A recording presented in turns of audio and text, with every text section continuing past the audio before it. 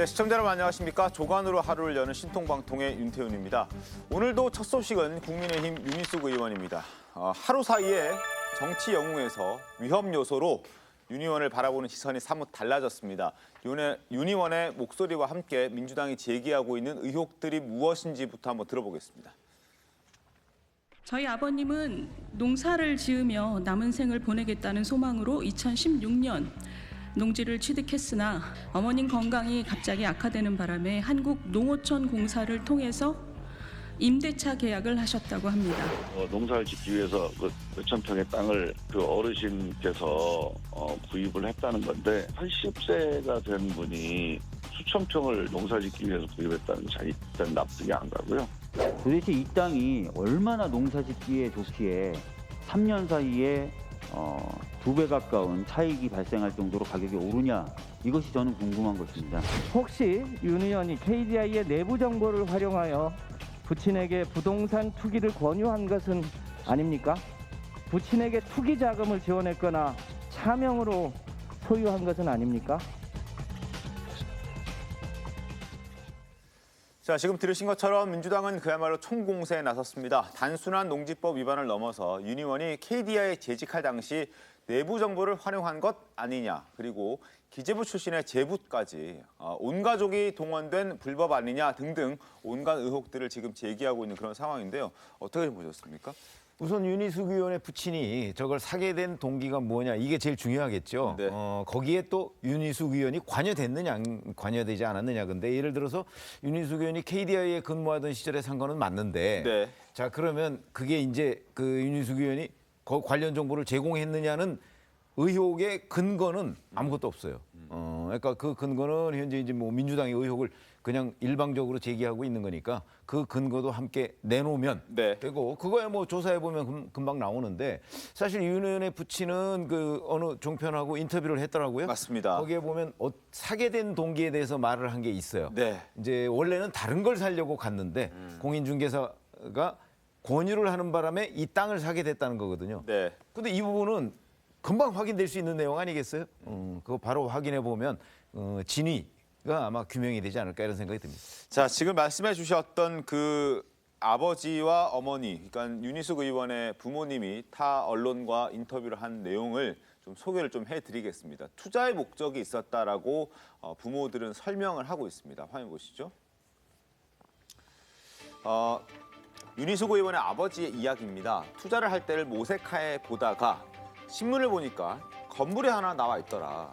방이 8개고 그래서 8개를 임대료, 방세를 받으면 먹고 사는 데는 문제가 없겠다. 그래서 그 건물을 보러 갔다라고 얘기를 합니다. 그런데 땅을 사면 앞으로 산업단지도 생기고 그 건너 뭐 전철이 들어오고 이러저러한 얘기를 건물을 보러 가는 사이에 이제 얘기를 들었나 봅니다. 그래서 농사를 지으려고 생각을 했는데 농사 짓다가 보면 뭐 이럴 수도 있겠다 싶어서 이제 땅을 사는 쪽으로 방향을 좀 튼 것 같습니다. 욕심이 생겼다, 이렇게 말을 합니다. 그래서 이러저러한 얘기들이 나오고 있는 것이고, 윤희숙 의원의 어머니 역시 이런저런 얘기를 좀 했는데요. 그 부분도 한번 좀 보도록 하겠습니다. 자, 남편이 귀농해서 집을 짓고 살자고 제안을 했다. 그런데 내가 극구 반대해서 못 가게 됐다. 뭐 개발이 되면 쓸모 있는 땅이라고 설득했다. 뭐 이런 얘기들을 또 YTN과 인터뷰하는 과정에서 윤희숙 의원의 어머니는 얘기를 하고 있습니다. 이러저러한 얘기들이 지금 좀 추가적으로 나오고 있는 상황이긴 한데요. 이 투자와 투기라는 게 정말 한 끗 차이, 모호한 경계선에 있기 때문에 지금 윤희숙 의원이 과거에 지난 25일인가요? 했던 이야기와 지금 부모님의 인터뷰 내용이 조금 엇갈리는 부분들이 있습니다. 일단 윤희숙 의원이 기자회견 때 했던 이야기 다시 한번 들어보겠습니다. 저는 26년 전 결혼할 때 호적을 분리한 이유로 아버님의 경제 활동에 대해 전혀 알지 못하지만 공무원 장남을 항상 걱정하고 조심해온 아버님의 평소 삶을 볼 때 위법한 일을 하지 않으셨을 것이라 믿습니다. 아버지 관계가 의절했다라는 얘기도 들리는데. 의절이요? 아닙니다. 관계가 한참 소원했던 적이 있지만 지금은 보통의 부녀 관계입니다. 경찰 조사가 있으니 성실하게 아마 조사를 받으실 거라고 생각을 하지만 저는 또 이 아버님 일에 대해서는 별로 아는 바는 없습니다. 자, 위법한 일은 하지 않았을 것이다라고 윤희숙 의원은 이야기를 했습니다. 물론 위법한 일인지 아닌지는 아직 모르겠습니다만 지금 윤희숙 의원의 아버지가 JTBC와 인터뷰한 내용을 보면은 투자를 하기 위해서 욕심이 생겼다 뭐 이런 얘기들이 나오고 있기 때문에 이 부분 좀 따져봐야 될 것 같은데 방송인 김어준 씨 같은 경우에는 이 땅을 삼으로 인해서 시세 차익이 30억 원이 넘었다라는 주장까지 하고 있습니다. 들어보겠습니다. 왜 분노하는 겁니까? 부친 농지법 위반에 대해서 누구한테 분노하는 거예요? 고가 150으로 계산하면 시세 차익이 30억이 넘습니다. 왜 누구한테 화를 내는 겁니까? 그 희생자 포지션으로 화를 내는 게 저는 이해가 안 가는데 언론은 왜 이걸 신의 한 수라고 하는 거예요? 정치인의 품격이 어디에 있다는 거예요? 자, 윤 의원의 부모들이 한 일이 투기였는지 불법 정보를 활용했는지 뭐 이런 것도 따져봐야 될 부분이기도 하고 실제로 이제 하나 더 봐야 될 것은 과연 윤희숙 의원이 내부 정보를 활용했을까, 아버지께 이 내용을 알았다면 전달을 했을까 하는 이 점이 또 쟁점이 될 텐데 김두관 의원은 내부 정보 이용이 의심스럽다라고 강하게 주장하고 있습니다. 이 목소리도 한번 듣겠습니다. 윤희숙 의원 아버지가 세종시 스마트 국가 산단이라고 있는 인근에 2016년에 3,300평의 땅을 매입을 했더라고요. 그런데 그 당시 윤희숙 의원은 2016년에 KDI에 근무하고 있었거든요. 스마트 국가 산단을 용역한 연구기관이 KDI입니다. 80에 가까운 어른이 그것도 아주 멀리 떨어진 세종시의 농지를 사면서 그 KDI 용역을 했던 따님하고 언론을 안 했다는 게 참 더 이상하지 않습니까? 그리고 손정혜 변호사님, 지금 일단 윤 의원은 절대 그렇지 않다라는 입장을 밝혔습니다. 지금 여러 가지 의심스러운 정황들을 민주당에서 제기를 하고 있습니다만 윤 의원은 아니라 그러는데 손정혜 변호사님 보시기엔 어떻습니까? 뭐 조사를 해봐야 정확한 실체관계가 드러난다 이렇게 보셔야 될 것 같은데 두 가지죠. 농지법 위반이 있었는지 그리고 미공개 정보를 이용한 위법이 있었는지인데 일단은 전반적인 보도 내용을 봤을 땐 이미 아버님 진술에서 개발 계획이 있었다는 걸 인지하고 투자 가치가 있어서 투자를 했다라고 한다면 이미 이제 여기가 이렇게 개발될 것이라는 것은 좀 대중들에게 알려진 상황이어서 업무상 비밀이거나 미공개 정보를 이용했다라는 의혹은 조금 사실과 다를 여지가 있다 이런 점을 말씀드릴 수 있고요. 그렇다고 한다면 범죄나 위법 논란은 조금 회피할 수 있는데 어찌됐든 개발 계획에 있어서 관여할 수 있는 정보를 가질 수 있는 위치에 있었다. 자녀분들이 특히 왜냐하면 지금 2019년에 예비타당성 조사가 시작됐다고 하지만 예타가 시작되기 전에는 개발 계획 수립이라는 전초 단계가 있거든요. 그러면 적어도 수년 전 단계부터는 각종의 기관에서 이 지역에 어떻게 개발될지를 관련된 부서들이나 기관들이 공유했을 가능성이 있기 때문에 혹여라도 시중에 떠도는 소문들은 많을 수 있는데 진짜 거기 개발돼요. 잘 될 거예요. 이런 이야기들을 자녀들한테 이제 도움을 받아서 샀다라고 한다면 뭐 그게 위법은 아니라고 하더라도 일단 정치인으로서는 도덕적 타격이 클 수 있는 소재이기 때문에 이런 점들을 기초로 지금 여당에서 공격하고 있다고 보이고요. KDI 전수조사하자고 하는 상황 아니겠습니까? 그런데 LH 사건에서도 굉장히 많은 사람들이 이 법을 저질렀다 이런 결과가 나와서 만약에 그렇다고 한다면 윤희숙 의원이 몸담고 있던 KDI에도 사실 타격을 주는 거기 때문에 여러모로 좀 난처한 처지가 되지 않을까 합니다. 천하람 변호사님 어떻게 보십니까? 우선 뭐 정확하게 드러난 게 없습니다. 예를 들면 박수영 의원께서 여러 가지 설명을 대신해서 해주고 있는데 지금 보면 아버지께서 이 땅을 구입하신 게 2016년 3월, 4월 이때쯤이죠. 그러고 나서 이 예비 타당성 조사가 마무리된 게 2020년 9월이란 말이에요. 그러니까 그러다 보니까 이게 과연 시기적으로 뭐 예를 들어서 KDI에서 예비 타당성 조사를 했다 하더라도 그 정보가 특히 확실한 형태로 아버지에게 전달될 수 있었다라는 것은 시기적으로 또 좀 안 맞는 것 같고요. 또 한 가지 보면 그 KDI 내부에서도 PIMAC라고 해서 예비 타당성 조사를 하는 기관이 있고 당시에 윤희숙 의원은 KDI 스쿨이라고 해서 조금 더 이제 연구하는 그런 형태의 업무들을 하고 있었습니다. 또 제가 제 지인이 예전에 PIMAC에 근무를 해서 얘기를 들어보니까 물론 간혹 가다가 인력을 파견받는 일도 있기는 하지만 그 PIMAC라는 기관 자체가 굉장히 민감한 정보들을 다루기 때문에 KDI 스쿨에 있는 사람이 그런 정보를 쉽게 뭐 이렇게 취득하기는 어려운 구조라고 하고요. 네.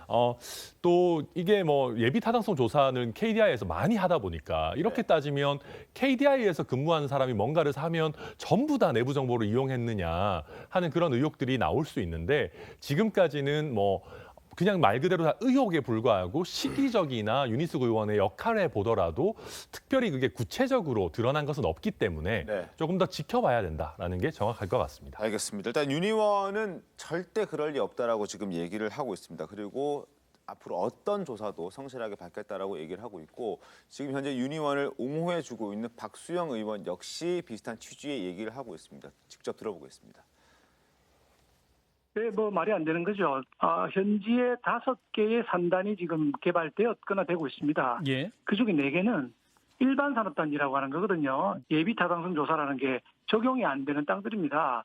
딱 하나 국가산단이 하나 있습니다. 국가산단의 예탈은 언제 했느냐? 2020년 9월 달에 완료가 됐는데 아까 말씀하신 것처럼 땅은 4년 전에 산 거예요. 4년 뒤에 있을 예타 결과를 예측하고 샀다? 이게 말이 안 되는 거거든요. 자, 그리고 설명을 조금 더 보여드리겠습니다. KDI에 근무할 때 개발 계획을 미리 알고 투기를 했다. 이 한마디로 이것은 무식의 소치다. 잘 모르고 하는 이야기다라고 이야기하고 여러 번의 예타 절차를 진행해본 나로서는 아무것도 모르면서 가짜 뉴스 퍼뜨려서 자신의 옥체를 보전하려는 무식한 여당 정치인의 모습을 단박에 알아볼 수 있다. 이런 얘기까지 합니다.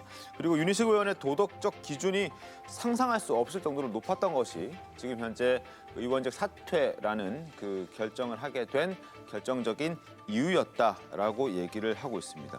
자, 그리고 윤희숙 의원뿐만 아니라 윤희숙 의원 동생의 남편, 그러니까 윤희숙 의원에게는 제부이고 또 윤 의원의 아버지에게는 사위가 되는 그 사위가 과거 기재부 장관 보좌관을 지냈는데 사위가 장인 어른의 농지 매입에 관여한 것 아니냐는 의혹도 나오고 있습니다. 이를 두고 윤희숙 의원은 허위 사실을 유포하고 있다 이런 입장인데요. 의원 본인, 가족, 전 직장에 이르기까지 무분별한 억측과 허위 사실이 유포되고 있어서 사실과 다른 부분에 대해서는 엄중히 대응할 것이다 라고 얘기를 하고 있고요. 제부까지 직접 입장을 냈습니다. 보시죠.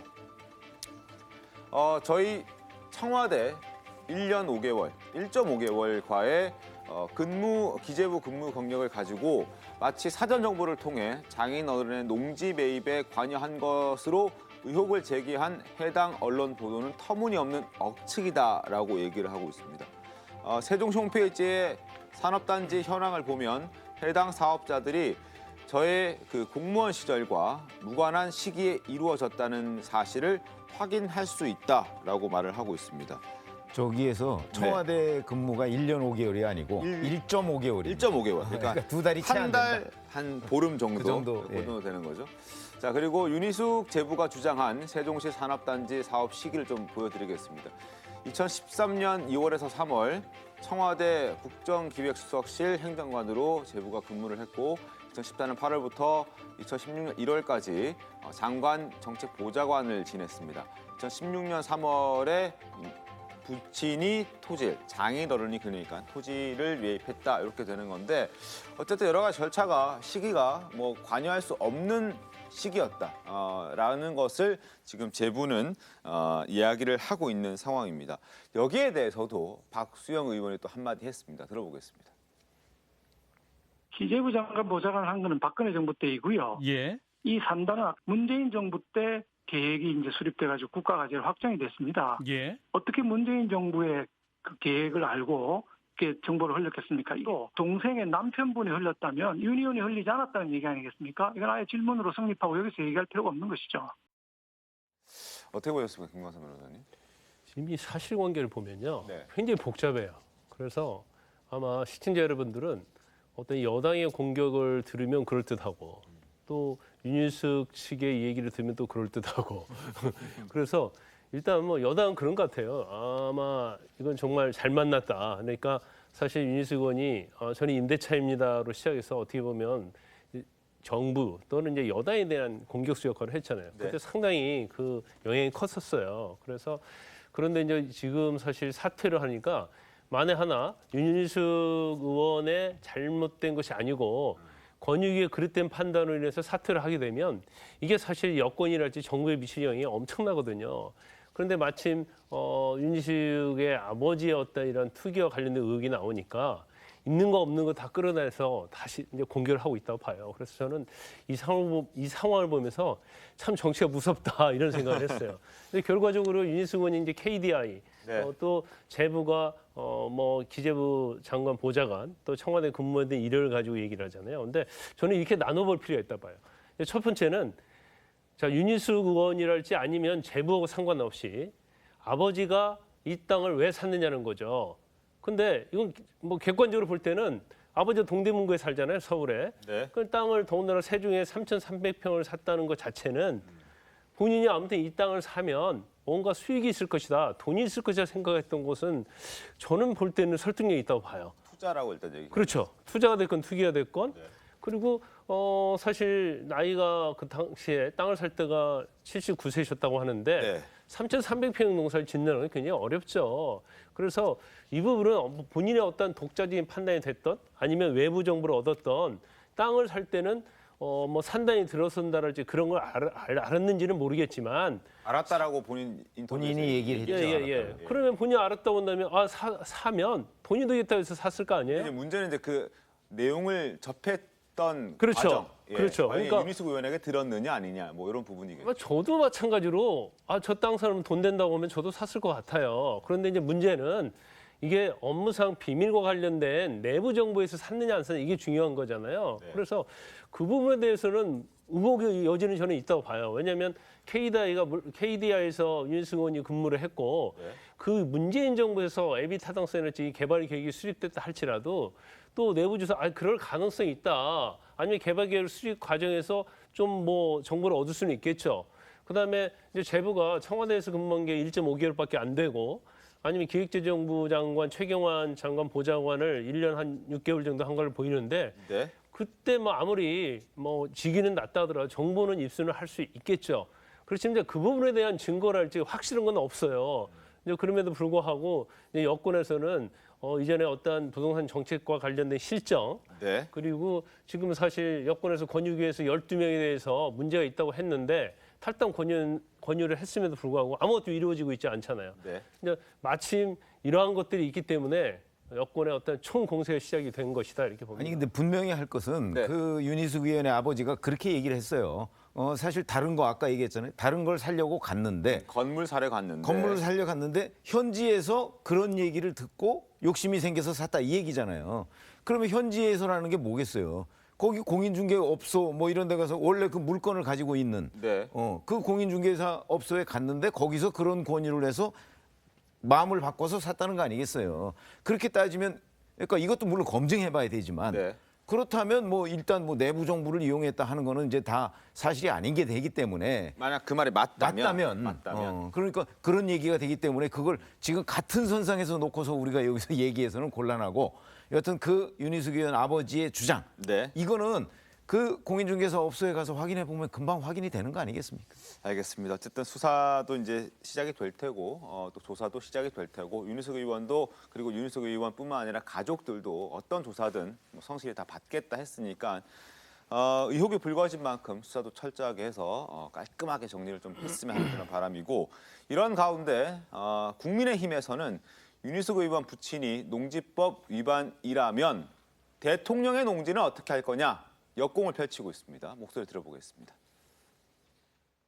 문재인 대통령의 농지는 어떻게 할 겁니까? 이거를 뭐 6년, 7년 전 걸로 거슬러서 맞춘다고 그러면은 아까 얘기한 대통령이 구입한 농지는 그건 뭐 농지가 아닙니까? 이게 살아야 되는데 그건 그 대통령이 거기 가서 농사를 지었습니까? 그러고서도 지금 또 형질 변경을 해서 이걸 또 토지로 이렇게 매입을 해서 지금 공사를 하고 있는데 이런 문제도 또 우리가 제기할 수밖에 없어요. 자, 그리고 원희룡 예비 후보 역시 문 대통령의 농지법 위반 의혹을 제기하고 있습니다. 그리고 윤희숙 의원에 대해서는 안타깝다라는 표현을 했는데 화면 보겠습니다. 문재인 대통령도 농지법 위반을 뭉개고 있는데 본인 일도 아닌 부모님이 하신 일에 대해서 책임지겠다는 뜻이 참으로 안타깝다라고 말을 하고 있습니다. 손정희 변호사님, 지금 윤 대통령의 농지법 위반 의혹을 꺼내드는 이 국민의힘의 모습은 좀 어떻게 보십니까? 사실 윤희숙 의원 사건에 문재인 대통령을 소환하는 것은 그야말로 역풍이 불 수 있는 잘못된 그 주장이다라고 말씀드릴 수 있는 게 사안의 본질 자체가 다르죠. 문재인 대통령이 지금 농지 관련해서 취득한 경위를 보면 첫 번째는 시세 차익 목적이 불가능하다는 걸 대중들이 알고 있잖아요. 더군다나 공적 목적으로 본인이 이익이 아니라 경호동, 그 경호에 필요한 그 동을 만들기 위해서 이렇게 농지 관련한 걸 취득할 수밖에 없었던 부득이한 사정이 있어서 대통령으로서의 업무 수행 과정에서 발생한 일을 가지고 개인이 투자 목적으로 노후에 어떤 시세 차익을 보거나 어떤 이득을 취득하기 위해서 농지법 위반한 사례랑 대등해서 주장을 한다고 한다면 그럼 지금 이런 주장이 가능하려면은 문재인 대통령이 그 경호동 관련된 걸 지금 다 허물고 다시 짓거나 농지가 아닌데 취득해야 되는데요.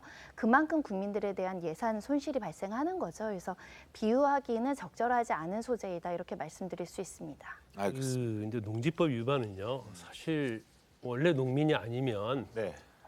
대부분의 아마 전수조사하면 농지법 위반이 엄청나게 많을 거예요.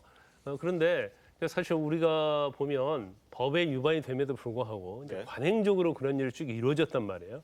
근데 특히 이제 문재인 정부 들어와서 이제 부동산 정책에 관한 실정 이런 것들이 대두되면서 농지법 위반 이런 것들이 사실은 굉장히 많이 대두가 됐어요. 그런데 지금 문재인 대통령 관련된 부분도 제가 볼 때는 뭐 문재인 대통령도 애를 갖고 농지를 구입했는데 뭐 가끔 가서 농사를 지으려고 했다 이렇게 하지만 설득력은 없죠. 그러면 정도의 차이는 있죠. 뭐 시세 차익을 위한 것이 아니었다고 보여지고 또 어떤 불가피한 그런 면이 있기 때문에 사실 농지법이 위반되는 경우가 상당히 있어요.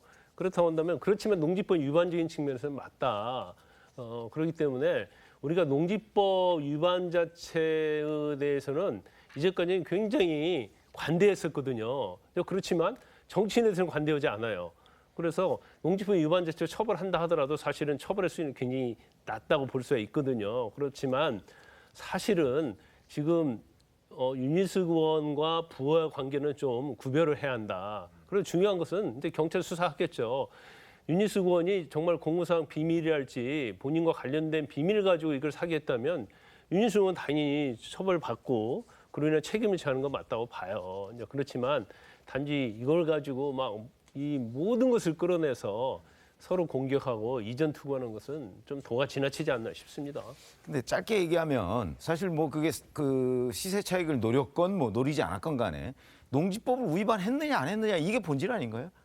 근데 이제 문재인 대통령은 지금 그 부인 권한숙 여사가 가끔 가서 작용을 했다. 작용을 했다. 이렇게 지금 주장을 하잖아요. 네. 그 부분은 정말 사실인지 이걸 규명해 보면 농지법 위반이 맞는지 안 맞는지 이걸 확인할 수 있는 건데 그거는 그 농지를 샀을 때 어떤 목적으로 샀느냐 하고는 무관한 얘기입니다. 법을 위반했느냐 안 했느냐 이걸 따지면 되는 것이죠. 그런 점에서 본다면 지금 얘기하는 윤희숙 의원 부친 네. 얘기하고 비슷한 얘기 똑같이 농지법을 위반했다는 의혹이 있는 거예요. 알겠습니다. 자, 권양숙 여사가 아니라 김정숙 여사. 죄송합니다. 김정숙 여사. 네. 자, 그리고 민주당의 총공세가 또 계속 이어지고 있는 상황인데요. 하나 더 있습니다. 이번에는 민주당의 강준현 의원이 윤희숙 의원 본인을 향한 의혹을 제기했습니다. 어떤 내용인지 보겠습니다. KDI 재직 중이던 2014년에 특별 공급으로 세종시에 있는 아파트 약 2억 4,500만 원의 분양을 받았고 이후 매각을 통해서 2억 3,500만 원의 시세 차익을 남겼다라고 얘기를 하고 있습니다. 특별 공급 받아서 돈 벌었다 뭐 이런 지적을 하고 있는 건데 여기에 대해서 윤희숙 의원은 입장 이렇습니다. 특별 공급 받은 건 사실이다. 사실 맞다. 그런데 실제 거주했다. 그래서 문제 안 된다라는 게 윤희숙 의원의 입장입니다. 이 부분은 어떻게 보십니까? 전 뭐 기본적으로 의혹이 없다 이렇게 봅니다. 그 왜 그러냐면 거기 그 KDI가 세종시로 옮겼잖아요. 네. 그러면 거기 특공 받는 거는 그거는 원래 제도상 있는 거고요. 네. 자 그리고 그 이후에 서울하고 오가면서 했다는 것이고 이제 세를 줬다는 건데 네. 그거는 작년에 총선 출마하기 위해서 서초구로 옮겼던 거 아닌가요? 그렇기 때문에 제가 보기에 왜 거기에 의혹이, 물론 시세 차익을 팔았으니까 시세 차익이 있겠죠. 그러나 그 특별 공급받아서 팔면 안 되는 건가요? 일정 기간 거주했다면. 그거는 뭐 충분히 금방 확인해 볼 수 있는 내용인데 저걸 의혹이라고 제기할 수가 있는가? 아니, 의혹을 제기하려면 실제 거주했는지 여부 확인하고서 의혹을 제기하면 되죠. 알겠습니다. 이 부분은 이제 비판할 소지가 못 돼요. 왜냐하면 특별 공급 자체에 문제가 있는 거예요. 그러니까 정부에서 특별 공급을 하려고 하면 실제 거주를 조건으로 해서 특별 공급을 하고, 만약 거주하지 않는다고 한다면 환수를 하든지 이런 것들이 있어야 하는데 누구나 특별 공급 받을 수 있게 해놨잖아요. 네. 그래놓고 여건이 안 되고, 예를 들어서 뭐 국회의원을 출마한다랄지 아니면 K대를 그만둔다랄지 그래서 서울로 복귀를 해요. 그럼 그 아파트 팔아야 할 거 아니에요. 근데 그 사이에 아파트 값이 올랐어요. 그럼 누구나 그건 시세 차익을 자기 의도와 상관없이 갖게 되는 거잖아요. 그러니까 특별 공급 자체의 어떤 조건이랄지 그런 규정에 있어서 이건 문제가 있는 것이지, 이게 시세 차익 남긴 거 가지고 비판할 여지는 없다 이렇게 봅니다. 알겠습니다. 이준석 대표도 뭐 추가적으로 여기에 대해서 한마디 했는데요. 들어보겠습니다. 저희의 어쨌든 처분과는 이번에 새로 나온 사안과는 관계가 없는 것으로 보입니다. 하지만 그 의혹들이 사실이라고 한다면은 그것은 우선 윤희숙 의원 측에서 좀 해명을 해야 될 사안이다, 저는 이렇게 보고 있습니다. 본인의 어쨌든 추가적인 소명과 해명이 나오기 전까지는 당 차원에서 뭔가 입장을 밝히기는 어려운 부분이 있다. 천하람 변호사님, 네. 일단은 이준석 대표가 사실 눈물 흘리는 모습이 우리가 또 인상적이었지 않았습니까? 네. 그 기자회견 기다리면서. 근데 약간 지금은 좀 한 발 물러서는 것 같아서 살짝 더 거리두기 하는 거 아니냐 하는 그런 지적들도 있는데 어떻게 사실 보세요? 이준석 대표가 우리 다 알지만 뭐 그렇게 다정다감하거나 감정적인 스타일이 아니지 않습니까? 그래서 눈물 흘리고 하는 것도 조금 낯선 부분도 있었는데 네. 실제로 당에서는 이런 구체적인 사정에 대해서 잘 알지 못합니다. 이준석 대표도 그때 소명을 들었지만 네. 이 권익위에서 문제가 있다라고 하는 부분에 대해서만 소명을 당연히 들었을 것이고요. 뭐 아버지와의 관계나 깊은 부분에 대해서는 특히 가족 민지법 간의 위반에 대해서만 소명을 들었겠죠. 그렇죠. 그렇기 때문에 이 부분에 대해서도 조금 더 윤희숙 의원 본인이 구체적인 해명을 내놓은 다음에 당에서도 좀 개입을 해야겠다라는 생각이 있고, 다만 국민의힘 내부에서 그런 기류는 있습니다. 이 윤희숙 의원에 대한 비판조차 민주당의 내로남불 아니냐. 무슨 얘기냐면 민주당에서 뭐 사퇴 쇼다 이런 식으로 얘기를 하는데, 아니 쇼라도 하는 게 더 낫지 않느냐라는 얘기죠. 무슨 얘기냐면 더불어민주당 출신의 이상직 의원 같은 경우가 대표적인데요. 지금 그분은 구속이 돼 있습니다. 구속이 돼 있는데 지금 사퇴를 안 하고 있어서 연봉 1억 5천 상당의 세비를 꼬박꼬박 다 받아가고 있고요. 지금 이상직 의원 의원실의 보좌진은 아무것도 일도 안 하면서 결국 우리 국민들의 혈세를 낭비하고 있는 경우거든요. 이런 다양한 또 뿐만 아니라 뭐 탈당 권유받은 민주당 의원들 중에서도 책임 안 지겠다라고 하는 분들도 굉장히 많지 않습니까? 네. 이런 것들을 종합해 보면 윤희숙 의원이 그래도 책임 있는 자세를 취하겠다라고 하는 건 높게 평가해야 되는 부분인데, 마치 민주당에서 뭔가 잘 만났다, 뭐 딱 걸렸다라고 하는 것 자체가 또 하나의 내로남불이다, 이렇게 보는 견해들이 당내에서 많이 있습니다. 알겠습니다. 자, 일단 상황이 처음에는 농지법 위반으로, 그것도 본인이 아닌 부친, 아버지의 농지법 위반 때문에 권익위에서 결과 발표할 때 명단에 포함이 됐었는데 이 부분에서는 소명을 했습니다. 그래서 국민의힘에서도 징계하지 않겠다라고 결정을 내렸지만 윤희숙 의원이 부끄럽다라는 이유로, 그리고 대선의 어떤 그 과도에서 어떤 분열을 일으켜서는 안 된다라는 이유로 옷을 벗겠다라고 얘기를 했죠. 그리고 난 다음에 불거진 게 이제 바로 KDI 내부 정보, 그리고 또 세종시 뭐 특별 공급 뭐 이런 시세 차익들 뭐 이런 것들을 지금 민주당에서 공격하고 있는 부분들인데, 지난 6월에 민주당에서 제명됐던 양이원영 무소속 의원도 지금 윤희숙 의원을 향해서 비판의 목소리를 함께 내고 있습니다. 들어보겠습니다. 참 요란도 하십니다. 의원직 사퇴하신다면서 사퇴 여부는 왜 민주당에 떠넘기십니까? 혹시 조사 안 받으려고 사퇴쇼 하는 건 아니시겠죠? 부친 농지 팔아서 사회에 환원하실 생각은 없으신가요? 저를 연좌제로 묶어서 맹비난한 지 불과 반년도 채 되지 않았습니다. 이제 와서 연좌제라고 부당하다고들 하시니 참 같은 의원으로 섭섭합니다. 쇼 그만하시고 성실히 수사부터 받으시길 바랍니다. 두 사람의 차이점 분명히 있을 텐데. 아니, 기본적으로 저게 쇼다 하는 것은 그건 이제 본인 개인적인 견해고요. 왜 그러냐면 민주당이 결심을 해서 이거 국회 본회의에서 통과시키면 그냥 의원직 사퇴되는 거예요. 윤희숙 의원도 그걸 얘기하고 아니 있죠. 그렇잖아요. 예, 예. 뭐 민주당이 지금 170석이 넘는데 어차피 제적 과반 쓰면 되거든요. 네. 그러니까 민주당의 결정에 따라서 윤희숙 의원의 의원직은 버려질 수도 있고 아니면 유지될 수도 있는 겁니다. 이게 민주당에 달려 있는 것이지 본인이 뭐 쇼 이거하고는 무관한 것이고 그다음에 뭐 본인은 이제 모친의 뭐 네. 부동산 의혹과 네. 관련해서 지금 민주당에서 출당이 된 상태잖아요. 네. 그렇기 때문에 글쎄요. 윤희숙 의원은 지금 현재 본인이 관련됐다 하는 의혹은 아직은 없어요. 민주당에서 제기하고 있을 뿐이지. 그러니까 더군다나 거기서 뭐 수사를 받아라 이렇게 얘기하는데 아니 그렇지 않아도 국민권익위원회에서 저거 다 국가수사본부에 넘긴 상황이잖아요. 네. 의원직을 버린다고 해서 수사를 안 받는 건 아닙니다. 네. 그렇죠? 그런 점에서 양이원영 의원의 주장은 잘못된 부분이 굉장히 많다. 이렇게 생각합니다. 일련의 국회의원들의 어떤 부동산 전수조사로 어찌됐든 국민들의 도덕적 기준이 높아진 점에 대해서는 긍정적인 효과가 있는데 솔직히 조금 터놓고 여야에서 이야기를 한번 해볼 필요가 있습니다. 집이 여러 개면 비난이 돼야 되고 또 부모님이 이제 노후 목적으로 투자한 것까지 우리가 이렇게 전 국민이 알아야 될 정도로 사실 이 정도 그 보도가 나오면 가정 파탄도 이루어지거든요. 분란이 생기기 때문에 그런 면에 있어서는 일정 부분 기준을 세웠어야 되는데 뭐 하나 사소한 잘못이라도 확대하려는 게 이제 정치권이 전략이다 보니까 양쪽이 똑같이 지금 미러링 효과라고 양이원영 의원 문제가 터졌을 때 워낙 가혹하게 윤 의원이 이제 또 공격하다 보니까 또 이번 본인의 가족 문제가 나올 때 똑같이 대받아치는 그런 일을 겪고 있는데 조금 향후에는 조금 더 수준을 높여서 기준을 좀 마련할 필요가 있다. 더군다나 지금은 농지법 위반이 사실인지 아닌지 또는 미공개 정보를 이용했는지 여부가 확정이 되지 않는 상황에서 지금 가족들에 대한 비난, 뭐 재부 문제까지, 재부의 뭐 신원까지, 가족 문제 지금 다 뭐 취재의 대상이 되고 있는데 이런 방향은 바람직하지 않다라는 생각을 하고요. 특히 여권 정부에서 청와대에서도 부동산 정책을 바라볼 때 집 두 채면 뭐 거의 투기로 바라보고 징벌적 세금 내고 이런 분위기가 사실은 좀 반감을 많이 살 수 있거든요. 그런 측면에서는 좀 전반적인 분위기를 조금 봐야 되겠다. 그리고 부동산이 투기냐 투자냐 어느 누구도 명확하게 말해주지 않는 분야가 그 분야거든요.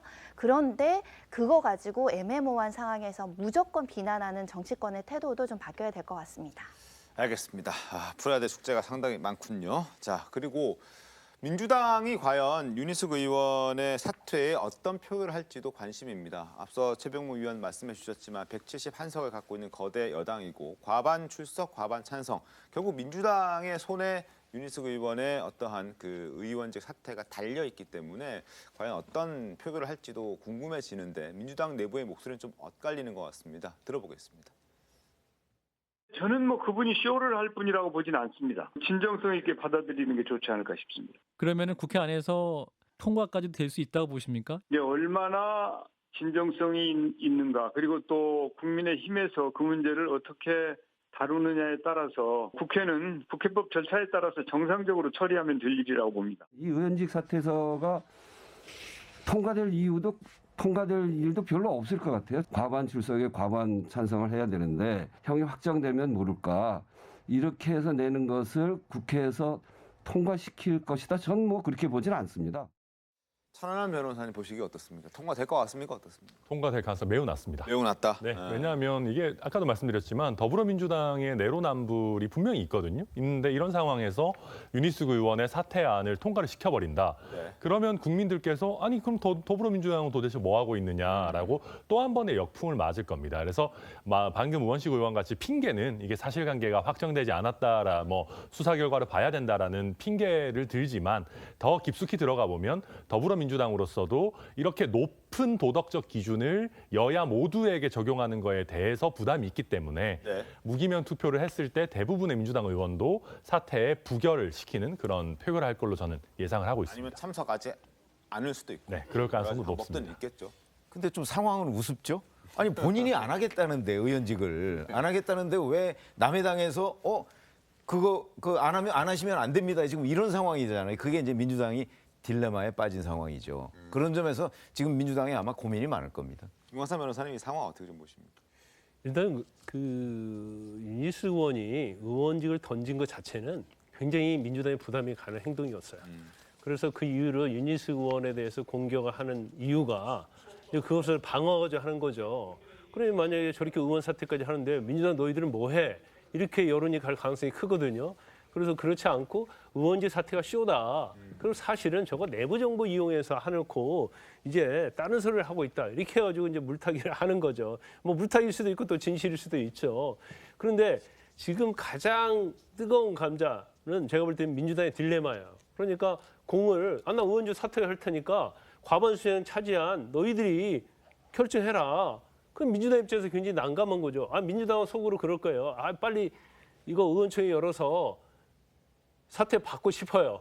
그렇지만 그거에 대한 어떤 역풍 이런 것들이 굉장히 고민할 수 있기 때문에 제가 뭐 똑같은 얘기입니다만은 제가 민주당 대표고 민주당의 어떤 영향력이 있다고 한다면 일단 사퇴에 대해서는 이제 부결을 시키는 것이 사실 맞겠죠. 만약에 이걸 통과시키면 굉장한 역풍이 있을 거예요. 내년 대선까지.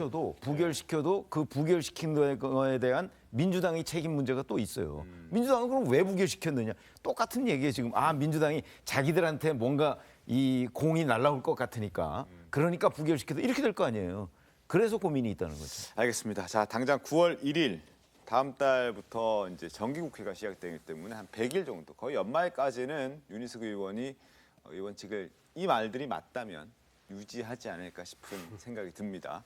자, 한번 지켜보겠고요. 그리고 이런 가운데 정치권에서는 또 부동산이 검증의 이런 시간들을 의원들만 할 게 아니라 대선 후보들에게도 해야 된다라고 이런 대선 후보 부동산 검증 제안을 하고 나선 사람이 있습니다. 바로 홍준표 전 대표가 이런 얘기, 홍준표 의원이 하고 있는 건데 최재형 전 감사원장과 윤석열 전 총장까지 화답을 한 상황입니다. 목소리 들어보겠습니다. 그건 당연히 해야 되겠죠. 국회의원들도 하는데 대선 후보들이 부동산 검증에 권익위에 자료 제출하고 동참을 하지 않으면 그 대선 후보할 자격이 있을까요? 본인, 가족, 전부 다. 대선 예비 후보들 부동산 전수조사하자는 주장에 대해서 동의하시는지요? 뭐 얼마든지 불응할 이유가 전혀 없습니다.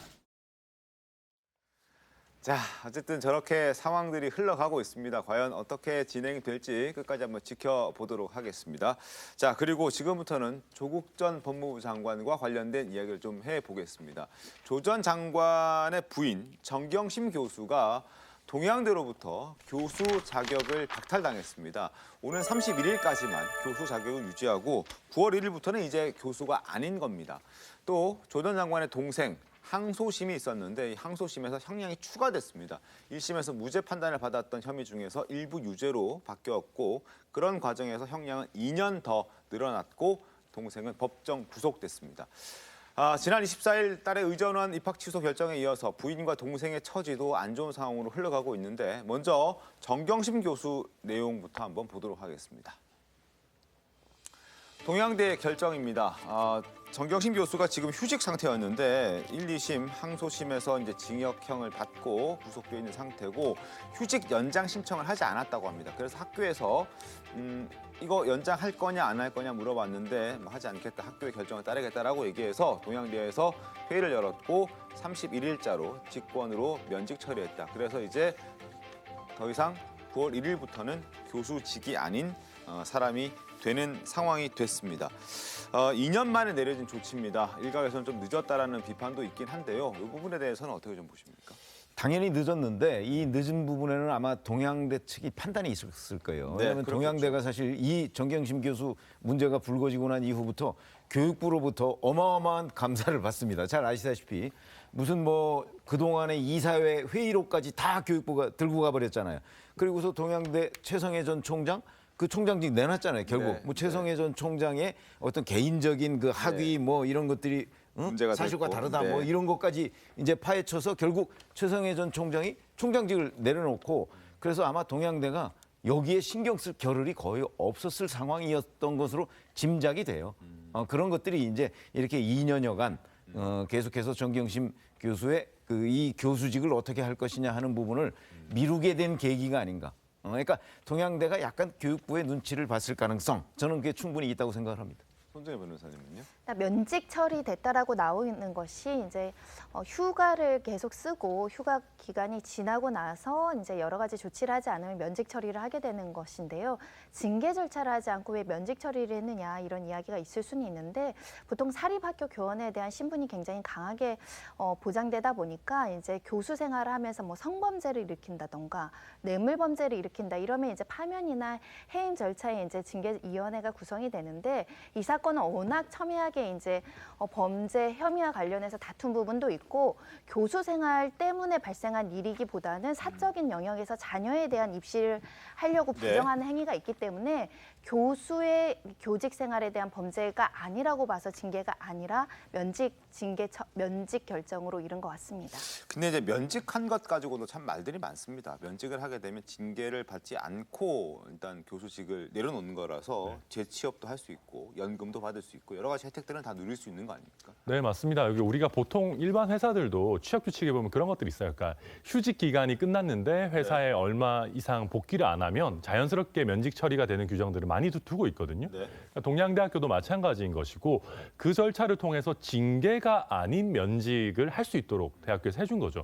근데 방금 손정혜 변호사님께서 이게 뭐 교수직과 연관이 되지 않았기 때문에 징계를 안 했다라고 말씀하셨는데 보통 일반 회사도 마찬가지고 대학교들도 품위 유지 의무 위반 규정을 대부분 두고 있어요. 그리고 이게 교수이신 분이 어떻게 보면 어떤 자료를 위조하거나 조작해서 입시 비리에 활용했다라는 부분은 아무리 그게 자기 대학교와 관련된 부분이 아니라고 하더라도 근데 또 자기 대학과 관련된 부분도 있잖아요. 동양대 표창장도 있기 때문에 사실 이거 냉정하게 보면 충분히 징계위원회 소집해서 징계할 수 있는 사안이었거든요. 그렇기 때문에 저도 뭔가 눈치를 봤다라는 부분이 좀 걸리고요. 그 방금 앵커께서 말씀하셨던 것처럼 이게 징계위원회를 통한 징계 절차가 아니라 그냥 당연 면직 절차로 처리가 됐기 때문에 어떤 연금을 수령하는 것이나 뭐 재취업을 하는 것이나 이런 면에서는 전혀 불이익이 없게 그렇게 끝이 났습니다. 알겠습니다. 결론적으로 말하면 동양대에서 엄청 봐준 거예요. 아니 뭐 솔직히 말하면 그렇죠. 왜냐하면 근데 봐줄 수 없는 구조가 있었던 거죠. 네, 아니 제가 볼 때는 여론을 의식했다고 봐요. 여론 의식했다고 보고 만약 징계 절차 해가지고 징계를 했다고 하면 엄청나게 조국을 수호하시는 분들이 공격을 많이 했을 거예요. 그래서 이런 여러 가지 특히 이제 정부와 관계, 여당과 관계를 이제 고려했을 거라 보는데 왜냐하면 지금 정경심 교수가 휴직 신청했잖아요. 그러니까 한번 연기 신청했단 말이에요. 그런데 왜 다시 연기 신청을 안 했을까? 그건 대법원 판결에서 뒤집어질 가능성이 없다고 생각한 거예요. 그래요. 만에 하나 대법원에서 지금 현 징역 4년이 확정이 돼봐요. 그럼 파면이잖아요. 그러면 본인과 관련된 여러 가지 연금 내지 퇴직금 문제 이런 것들이 사실은 굉장히 피해를 많이 보거든요. 본인 입장에서 손해를 많이 봐요. 그렇기 때문에 정경심 교수는 당연히 연기 신청 안 한 거고 또 대학교 입장에서 보면 1심, 2심 판결 났잖아요. 또 그게 표창장 위조와 관련된 부분이고 그러면 원칙적으로는 적어도 아무리 봐준다 하더라도 1심 판결 후에 징계 조치를 하는 게 맞죠. 그렇지만 징계 조치 하지 않다가 규정을 들여갖고 그냥 당연 면직으로 하는 것 자체는 사실 여론을 의식하고 또 정경심 교수를 굉장히 배려해 준 거다 이렇게 볼 수밖에 없어요. 알겠습니다. 자 그리고 조국 전 법무부 장관 역시 한때 교수 복직과 관련해서 논란이 된 바가 있습니다. 영상으로 확인해 보겠습니다. 아무리 그런 법적인 제한이 없다고 하더라도 제가 장기간 휴직을 하게 되면 학생들의 수업권에 일정한 제약을 주게 됩니다. 임명 문제를 둘러싼 논란이 종료되고 난 뒤에 나중에 정부와 학교와 상의해서 어떻게 하는 것이 학생들의 수업권 침해에 너무 과도한 침해가 있지 않도록 하는 문제를 논의해서 결정할 생각입니다. 총장님으로서 지금 이런 상황에서 조국 교수의 복직 어떻게 생각하십니까? 규정상 이 교육공무원법에 의하면 복직을 신청하면 지체 없이 복직을 임명해야 된다고 돼 있어서 저희들이 그런 처리를 하긴 했는데 사실은 강의도 못하고 하는 그런 상황에서 꼭 그렇게 해야 되나 하는 느낌은 있었습니다. 자, 조국 전 장관 지난해 서울대에서 직위 회제가 됐습니다. 수업은 할 수 없는데 그래도 뭐 교수직은 아직까지 유지하고 있는 교수직도 거죠? 유지하고 그다음에 이제 연봉도 일부 받고 있죠. 아마 지금은 당초 기준의 한 30% 정도를 받고 있을 가능성이 있어요. 그러면서 이제 교수직은 유지하고 있고 강의는 안 하고 있는 거죠. 그런 상태가 지금 지속되고 있는 겁니다. 자, 그것 때문에 또 논란이 있었습니다. 그것도 영상으로 확인해 보겠습니다. 서울대는 이 조국 교수에게 직위 해제를 당했는데도 불구하고 거의 한 4,400여만 원을 학교 측에서 조국 교수에게 지급을 했습니다. 수천만 원의 급여와 여러 가지 수당을 받는다는 게 우리 국민들이 보기에 좀 어떨 것 같습니까? 글쎄요, 국민의 정서와 조금 어긋날 수는 있다고 생각하는데요. 지금 저희들이 그렇게 처리한 거는 규정상 처리가 된 거거든요.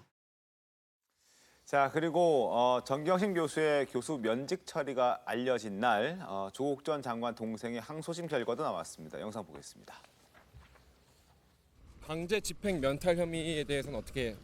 혐의에 대해서 조금씩 다 했었습니다. 지금 오늘 몸이 안 좋아서 나중에 했습니다. 혐의는 다 부인하셨나요? 항소심의 결과 어떻게 생각하십니까? 선고 앞두고 혹시 한 말씀만 좀 할 말씀이 없습니다. 죄송합니다. 자, 조 전 장관 동생 다들 아시겠지만 웅동학원 채용 비리 혐의 이런 것들로 기소가 돼 있는 상태였습니다. 그래서 1심에서 징역 1년 선고받았는데 항소심 결과 형량이 2년 더 늘어났습니다. 1심 재판부가 무죄 판단했던 일부 혐의와 또 검찰이 추가 기소한 혐의를 2심 재판부가 유죄로 판단했기 때문입니다. 화면 보겠습니다. 자, 일단 웅동 중학교 교사 채용 비리 1심에서도 이 부분은 유죄라고 봤습니다. 업무방해했다는 혐의였는데 2심에서 당연히 유죄 나왔고요. 그리고 웅동학원 상대로 위장 소송했다는 부분, 이 부분은 1심에서 무죄였습니다만 업무상 배임 미수죄가 인정이 돼서 2심에서는 유죄 판단을 받았습니다. 자, 그리고 채용 비리 공범 도피 범인을 도피시켰다는 부분에 있어서는 1심에서 무죄를 내렸습니다만 공범 중에 한 명이 인정을 하면서 2심에서는 유죄로 바뀌었습니다. 자, 이 부분 마지막 볼 부분은 항소심에서 검찰이 추가 기소한 부분인데요. 근로기준법 위반에 관한 혐의입니다. 유죄로 2심 재판부는 판단했습니다. 그래서 모두 7개 혐의 중에서 4개 혐의에 대해서 2심 재판부는 유죄로 판단했고 2년 더 형량을 늘리는 징역 3년 바로 법정 구속시켜버렸습니다. 그러면서 항소심 재판부는 이런 말을 했습니다. 피고인은 웅동학원 사무국장 지위에 있는데도 웅동학원 공사와 관련해 채권이 있는 것처럼 소를 제기해 승소 판결을 받았다. 이는 신의관계를 저버리는 것으로 죄질이 매우 좋지 않다. 이런 얘기를 했습니다. 자, 변호사는 오늘 굉장히 많이 나오셨네요. 자, 천하람 변호사님 네. 어떻게 보셨습니까?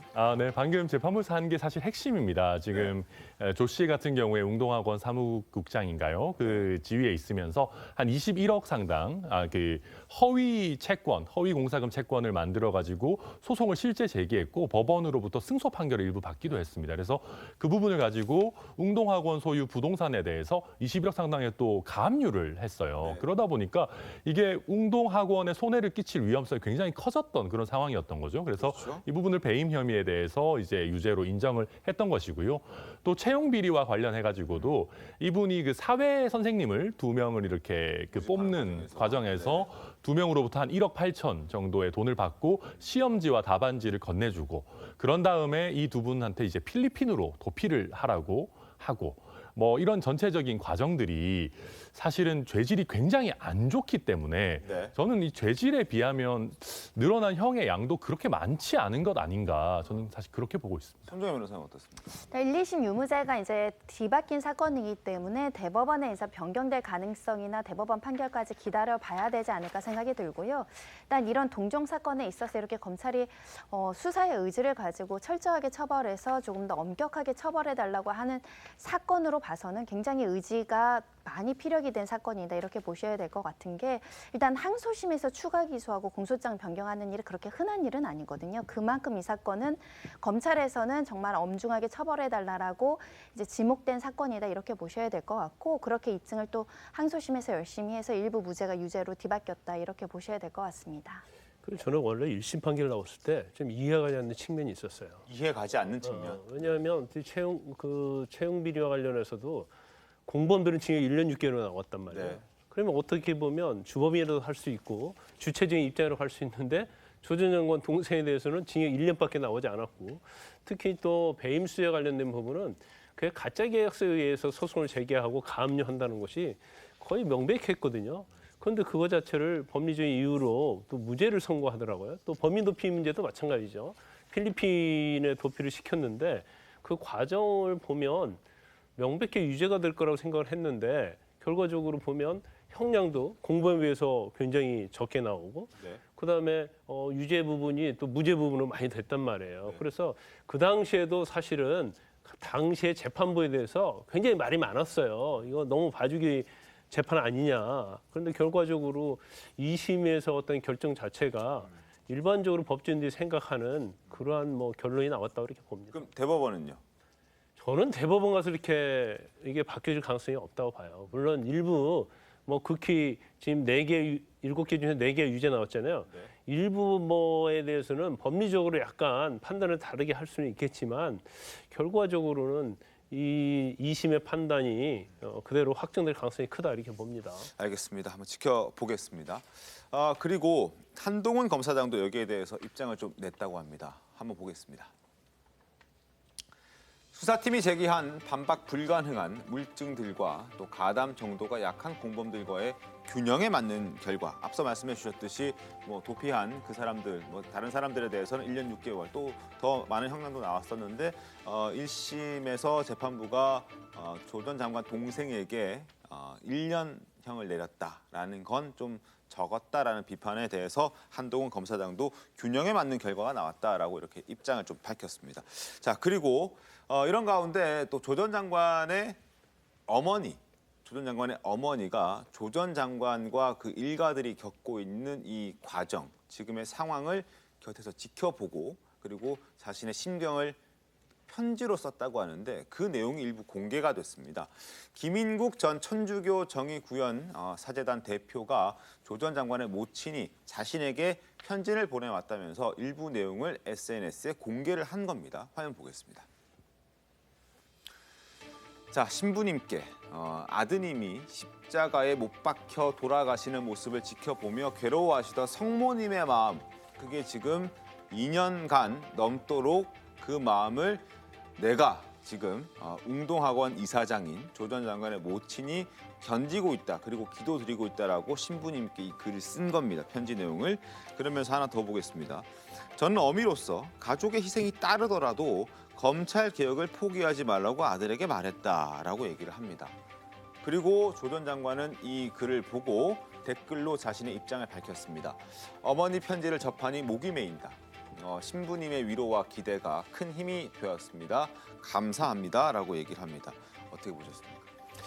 글쎄, 뭐 이런 일을 가지고 이제 종교적 비유를 지금 하고 있는 거잖아요. 네. 그거는 저는 신념의 영역이라고 봐요. 뭐 종교적으로는 저럴 수 있다고 보는데, 자, 우리가 그동안에 수사를 통해서 또 네. 재판을 통해서 얼마나 많은 사실관계들이 다 드러나고 지금 정경심 교수는 징역 4년이나 법정 구속이 돼 있는 상태잖아요. 그리고 조국 전 장관 여전히 지금 그 재판을 받고 있어요. 네. 그 재판도 전망이 그렇게 밝지 않을 거예요. 그런 관점에서 본다면 이게 종교적 신념과 실제 사실관계의 다툼 이런 부분에서 엄청난 괴리가 있는데 저거를 그거를 공개해서 일반 국민들한테 그렇게 하는 것이 조국 전 장관 측에 도움이 될 것인가? 저는 굉장히 의문입니다. 손정혜 변호사님 어떻습니까? 저거는 이제 지지자들에게 이제 호소하는 측면이 있다라고 보셔야 될 것 같은데 네. 말씀하신 것처럼 조국 전 장관 일가가 지금 뭐 딸, 아들, 뭐 아내, 조 전 장관 본인, 더군다나 이제 동생까지 각종의 어떤 송사에 휘말리고 이제 실형 구속까지 되는 상황이니까 모친께서 기도하는 마음은 당연히 충분히 인정이 되는 상황이 아닐까 생각이 들고요. 네. 그거를 이제 희생하는 예수에 비유한다는 것은 일단은 조 전 장관이 가지고 있는 마지막 자존심과 자긍심은 검찰 개혁을 완수하는데 그래도 일조했다 이 부분 아니겠습니까? 그 명분에 대한 정당성을 저렇게 비유적으로 표현을 했는데 좀 종교 믿는 분들은 좀 불쾌할 수도 있는 비유다 이렇게 보입니다. 그 친조국의 성향 인사들 그리고 뭐 일반 국민들도 조국을 굉장히 수호하는 의식을 갖고 있는 분들 보면 그건 누구도 사출할 수 없는 신의 영역에 가깝다고 저는 봐요. 그러니까 인터넷에 달린 댓글이랄지 아니면 개인적으로 얘기를 해보면 저 어떤 생각 자체를 바꾼다는 건 저는 불가능한 생각이 들어요. 그래서 결국 어머니도 마찬가지로 아들 자체를 좀 신의 영역으로 생각하고 있지 않는가 싶어요. 그래서 제가 볼 때는 뭐 어머니도 저는 충분히 이해를 해요. 그리고 조 전 장관이 어머니의 목이 메인다는 것도 이해는 하는데 이러한 일련의 어떤 과정들이 어떤 목적을 가지고 이루어지고 있지 않나 싶어요. 어머니하고는 통화 자주 할 거 아닙니까? 그럼 어머니가 다 이런 말씀 했었을 거 아니에요.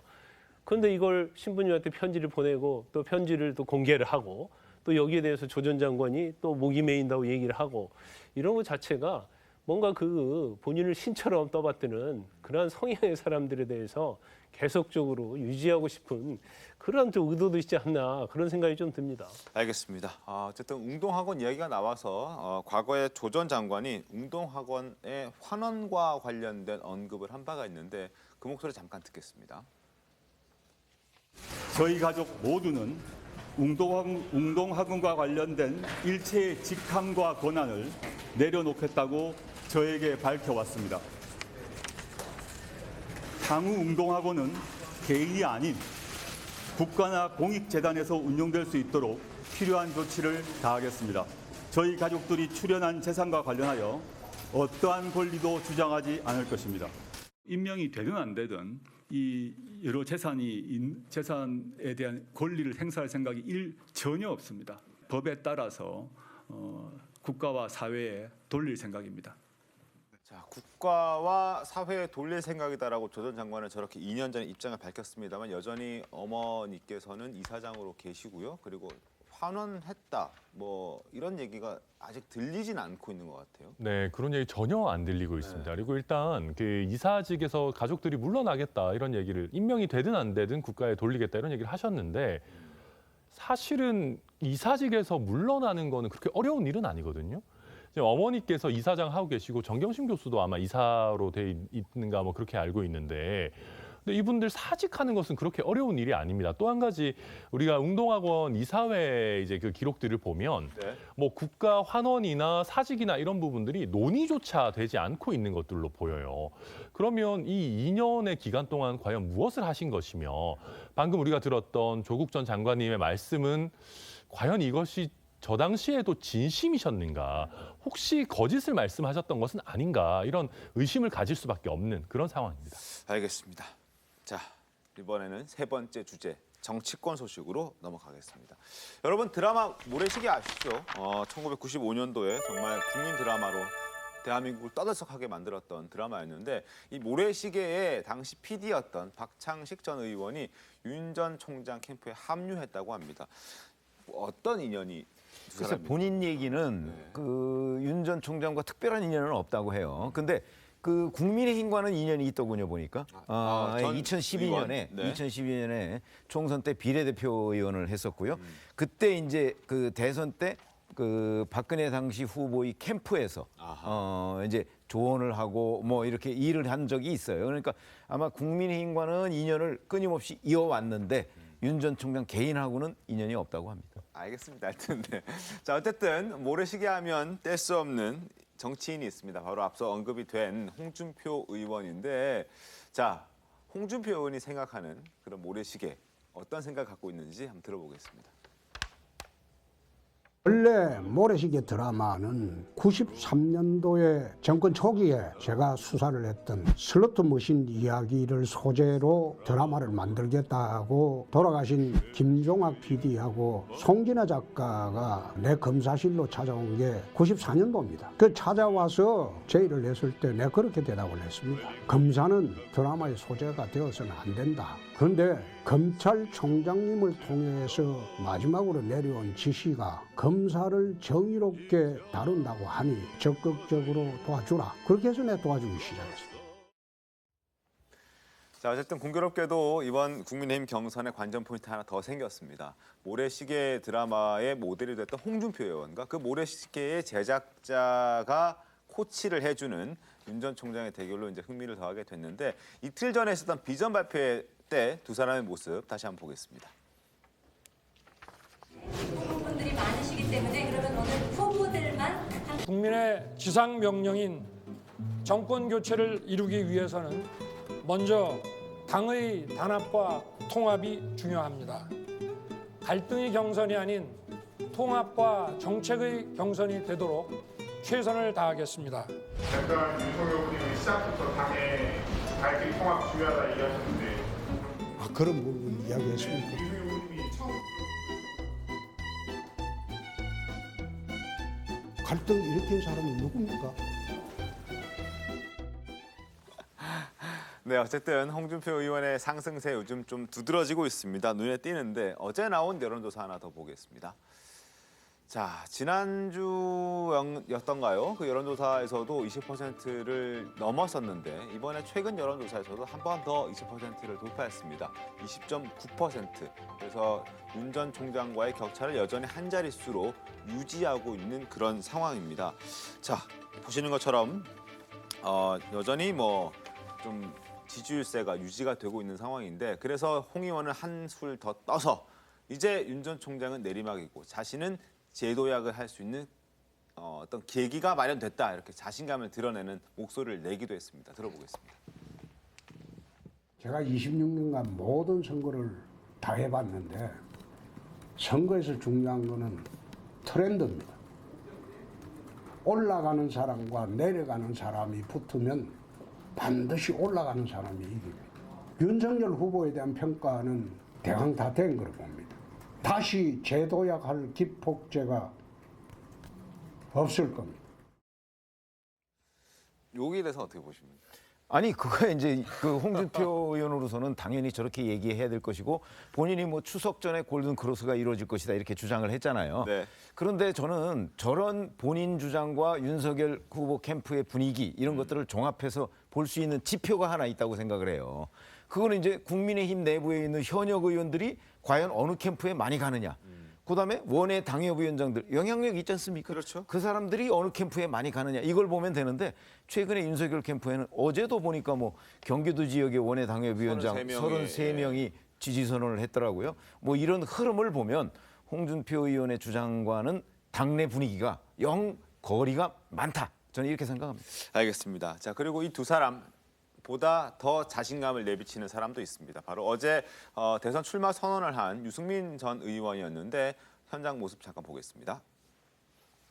윤 후보 지지가 주춤하면서 홍 후보와 제 지지도가 지난 한 달 이상 제 기억에는 계속 올라가고 있었습니다. 제가 감히 예측하건대 홍준표가 윤석열을 따라잡고 그 다음에 유승민이 홍준표를 따라잡아서 결국은 유승민이 11월 9일 날 국민의힘 후보가 될 거다. 이렇게 제가 그냥 근거 없이 전망 드리는 게 아니고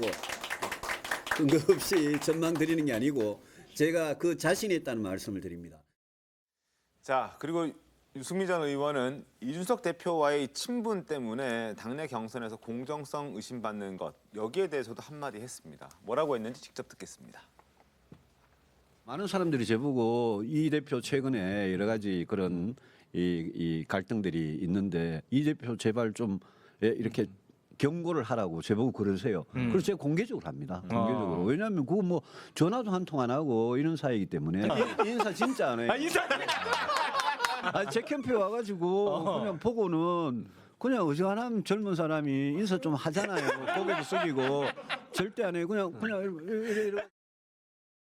자, 그만큼 이제 자신과 이준석 대표의 관계가 그렇게 막 불공정하지 않다라는 걸 좀 얘기를 하고 싶은 것 같긴 합니다. 어떻습니까? 저 말은 제가 맞다고 봐요. 굉장히 솔직한 얘기를 했다고 보는데 저도 마찬가지죠. 이준석 대표 이제 방송국에서 만나거든요. 네. 패널과 패널이 교체를 할 때는 다 인사하고 그리고 대기실 있으면 명함 주고받거든요. 네. 이준석 대표는 그러지 않아요. 그냥 먼 산 바라보듯이 사람을 보죠. 그래서 사실 이제 오해의 소지가 많이 있죠. 이제 저보다도 훨씬 젊기 때문에 뭐 애가 좀 인사성이 없다. 뭐 그런 생각을 한 적이 있어요. 근데 그렇지만 이준석 대표가 워낙 젊고 지난번에 경선 과정에서 이제 그런 모습을 보면서 많이 응원을 했는데 아마 유승민 전 의원이 굉장히 솔직하게 얘기한 것 같아요. 그러니까 본인 입장에서도 그렇게 막 다정다감하고 A를 갖추는 그러한 사람은 아니다. 저기에 저도 전적으로 동의를 합니다. 알겠습니다. 그러나 이제 그건 태도의 문제고 그렇죠? 이준석 대표가 그동안에 대표되기 직전과 대표가 되고 난 이후에 언행이 있잖아요. 그 언행을 보면 공정성을 의심할 만한 언행들이 너무나 많았기 때문에 지금 유승민 전 의원이 지적하는 것처럼 태도 문제와는 좀 다른 얘기다 이렇게 생각합니다. 알겠습니다. 자, 민주당 얘기 짧게 좀 하도록 하겠습니다. 지금 이재명 지사가 인사 논란에 또 휩싸였습니다.